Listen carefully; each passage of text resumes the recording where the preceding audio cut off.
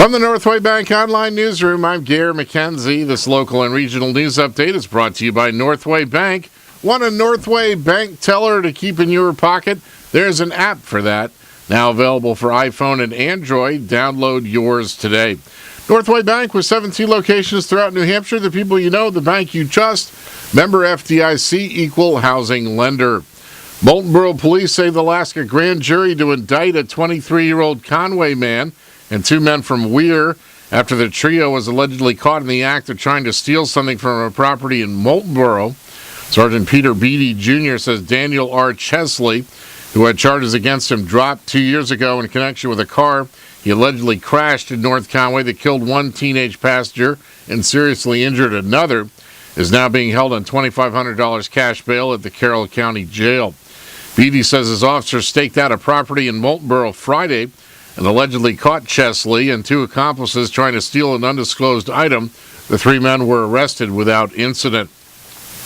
The trio had allegedly returned to the same property in Moulton Borough twice within a week after placing false ads online on Craigslist and then trying to steal the items they had listed.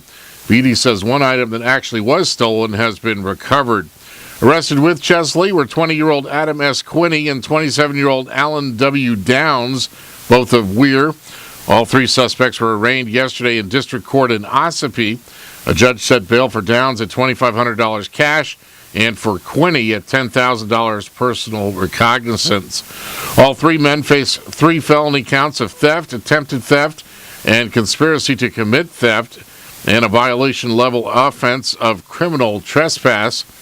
Beatty says Conway police assisted in the investigation, and more charges are likely in the case. Conway Police Lieutenant Chris Purley says he anticipates his department will apply for an arrest warrant for misdemeanor theft in connection with at least one of the suspects, who police believe allegedly stole scrap iron from the rock quarry in Redstone. Governor John Lynch and U.S. Senator Kelly Ayotte will help kick off New Hampshire's annual Toys for Tots drive. They'll participate in a ceremony at the Mall of New Hampshire in Manchester today to draw awareness to the effort to gather toys for needy children. Afterward, the governor will hand out Thanksgiving turkeys at the Nashua Soup Kitchen and Shelter. He also plans to attend an annual Thanksgiving lunch feast at Harbor Homes in Nashua. In Maine news, the U.S. Marshals Service is looking for Maine's former top drug prosecutor, who disappeared after a federal appeals court upheld his conviction on 7 counts of child pornography. The Marshals Service says James Cameron cut off his court-ordered electronic monitoring device and disappeared November 14th. That was the same day a federal appeals court in Boston upheld convictions on 7 of sending, receiving, and possessing child pornography, while vacating 6 other convictions. Cameron was sentenced to 16 years in prison following his conviction in 2010 on the pornography charges. He'd been free on bail since last summer while his appeal was pending. He was last seen driving a car in Hallowell.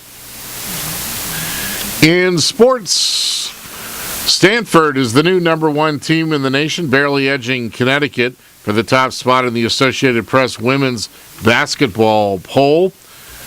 Sherrod Wright scored 14 and Anal Okoloji added 12 to help George Mason to a 74-58 win yesterday over Quinnipiac at the Paradise Jam. Kendall Williams scored 15, and New Mexico stayed off a late rally by the Connecticut men to lead the Lobos to a 66-60 win in the championship game of the Paradise Jam. And a person familiar with Rob Gronkowski's injury says the New England Patriots tight end has undergone surgery for a broken forearm. In the weather today, partly sunny, highs in the upper 40s, light winds.